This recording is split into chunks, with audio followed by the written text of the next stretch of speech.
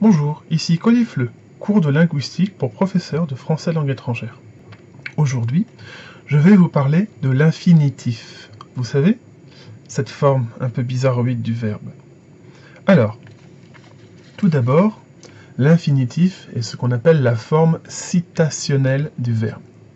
En latin, les formes citationnelles comprenaient plusieurs éléments, c'est-à-dire que le verbe aimer se citait amo, amas, amare, amawi, amatum. Ces 5 formes constituaient l'ensemble des bases possibles pour la construction des différents temps et modes. En français, nous avons choisi uniquement la forme infinitive. Donc, il convient de distinguer la forme citationnelle de la forme infinitive. Chez nous, c'est la même, mais ce n'est pas le cas dans tous les pays, ni dans toutes les langues. Je vais donc vous parler de la forme infinitive. Donc, on peut déjà remarquer qu'on a le mot infini et ive. Mais, le mot n'a sûrement pas été construit dans ce sens-là. Le mot a été construit sur fini, finitif, au sens de perfectif, d'accord, accompli, et ensuite on a rajouté le infinitif, c'est-à-dire qui n'est pas fini, et pas dans l'autre sens où c'est l'infini au sens qui n'a pas de limite, d'accord?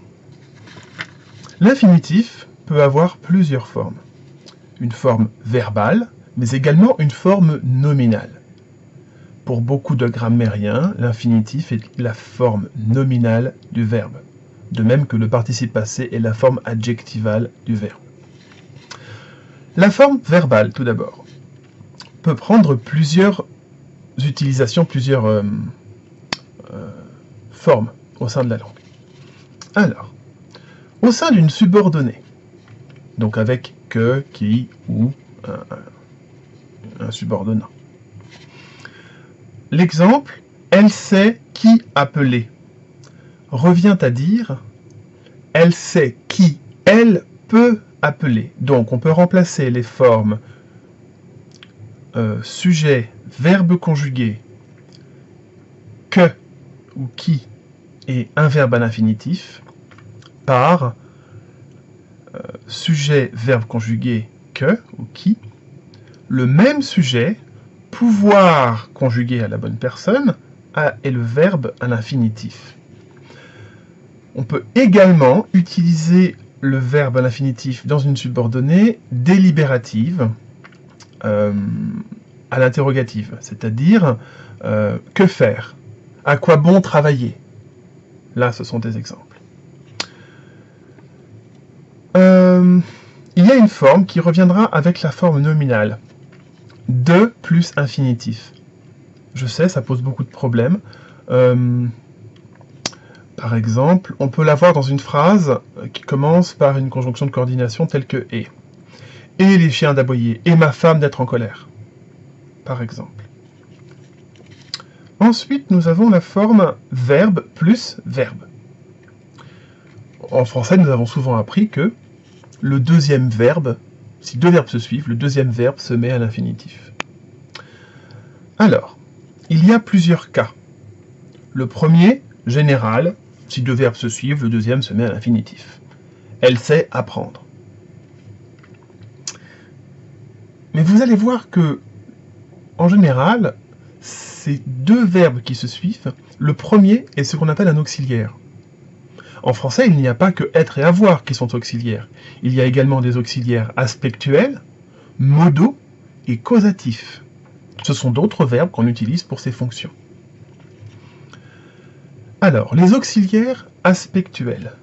Nous allons avoir aller pour le futur, commencer à, se mettre à pour l'incoatif, pour commencer à faire une action, être en train de pour faire l'action, hein, le ing de l'anglais, finir de, venir de pour l'action qui vient de se passer. Nous avons les auxiliaires modaux, pouvoir, devoir, paraître, sembler et vouloir, ainsi que les auxiliaires causatifs, faire et laisser, la réforme orthographique de 1991, qui a été réactualisée l'année dernière, a officialisé que laisser était un auxiliaire, et donc que la forme elle sait laisser faire, laisser ne devait pas être accordée avec le reste. C'est parce que c'est un auxiliaire. Donc, dans la plupart des cas où nous utilisons deux verbes, dont le premier est conjugué et le deuxième est à l'infinitif, le premier est très généralement un auxiliaire aspectuel, modal ou causatif.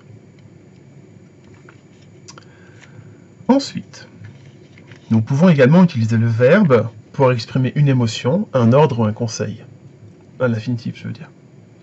Pour l'émotion, c'est seul qu'il apparaît en général.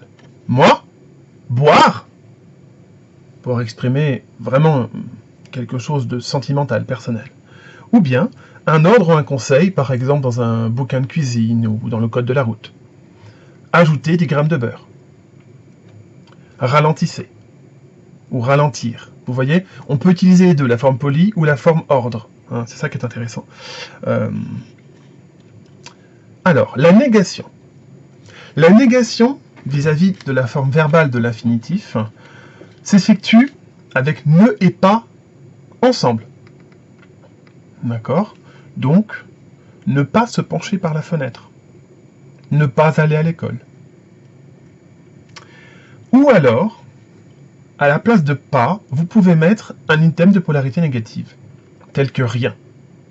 Ne rien dire. N'entrer que si autorisé. Là, vous voyez qu'on a ne plus le verbe et le que qui fait quelque chose. Parce que ne pas entrer que si autorisé. Le pas ici, une sorte d'objet, on l'égale après et ça se transforme en si autorisé. Bref. Mais dans la grande majorité des cas, ne plus pas, plus verbe à l'infinitif. Maintenant, passons à la partie nominale de l'infinitif. L'infinitif peut être un sujet, ou peut remplir l'emplacement, la fonction d'un sujet au sein d'une phrase. Boire n'est pas conseillé. Il peut être attribut du sujet. Vouloir, c'est pouvoir. Il peut être complément du verbe. Elle désire vous parler. Je vous renvoie aux auxiliaires. Hein. Désirer peut être aussi considéré comme une sorte d'auxiliaire ou un cas spécial. Pour les verbes de type changement d'état, changement de lieu, comme partir, sortir, aller, plus infinitif, on peut insérer entre les deux pour, c'est-à-dire partir pour manger, sortir pour aller au cinéma, ce genre de choses-là. Vous voyez qu'on obtient pour et l'infinitif.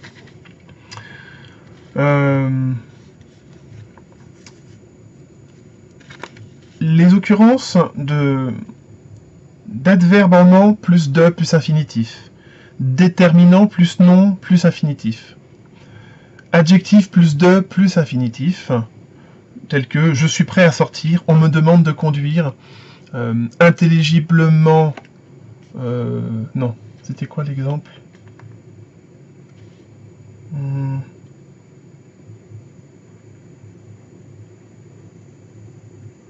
On me demande clairement d'aller aux toilettes.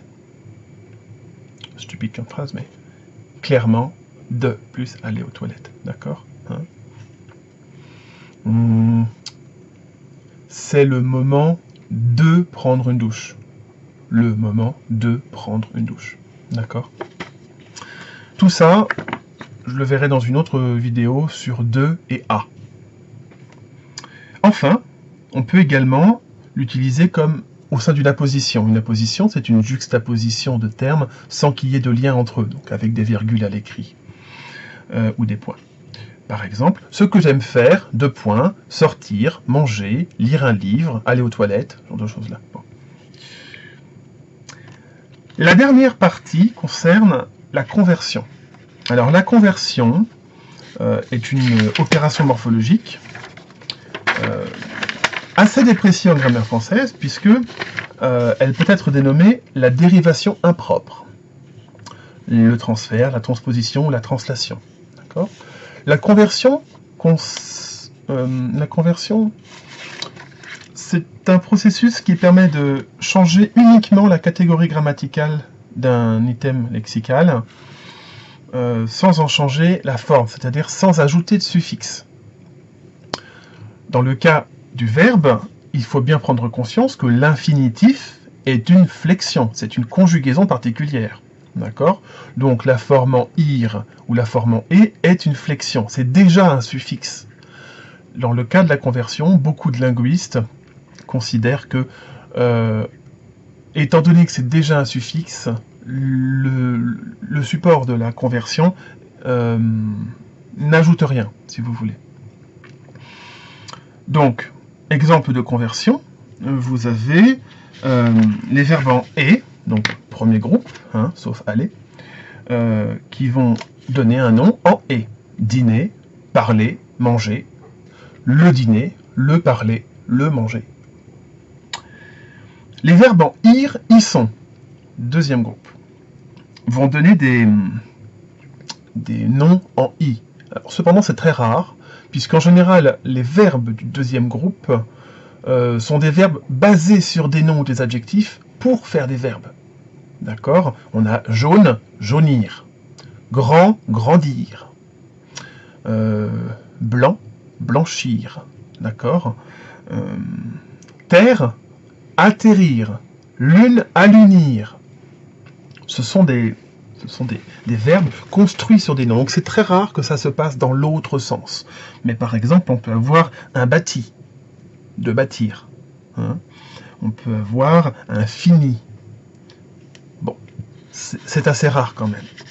Enfin, les autres verbes vont très principalement se baser sur la forme à l'infinitif, telle que un avoir, sur le verbe avoir, un rire, un savoir, etc.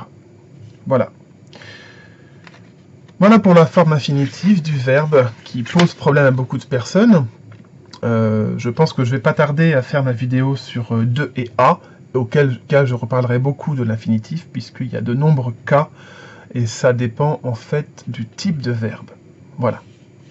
Merci beaucoup d'avoir regardé cette vidéo, n'hésitez pas à partager si vous avez aimé. Au revoir!